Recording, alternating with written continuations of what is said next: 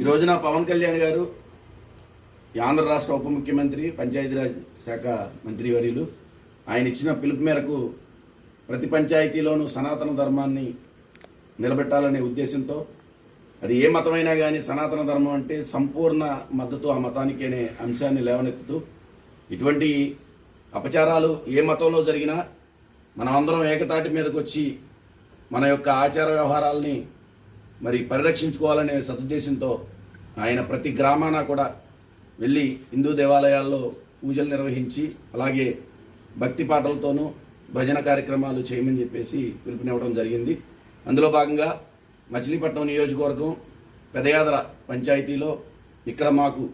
చిన్నయాదర గ్రామంలో ఉన్న బాలనాగేశ్వర స్వామి శివాలయం వద్ద మేము ప్రత్యేకమైన పూజలు చేయించి అలాగే పెదయాదరలో వేంచేసి ఉన్న శ్రీరాముని ఆలయం వద్ద ఈరోజు సాయంత్రం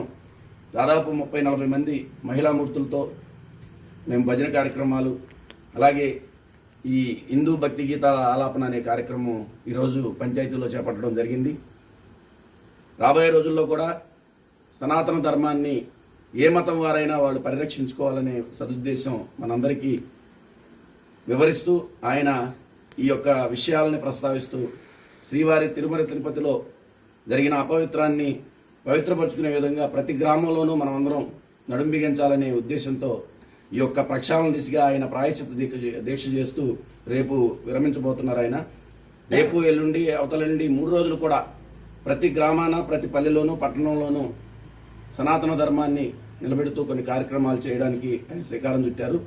దానికి సంపూర్ణ మద్దతు అందరి తరఫున ఉంటుందని భావిస్తూ ఈ కార్యక్రమం చేయడం జరిగింది.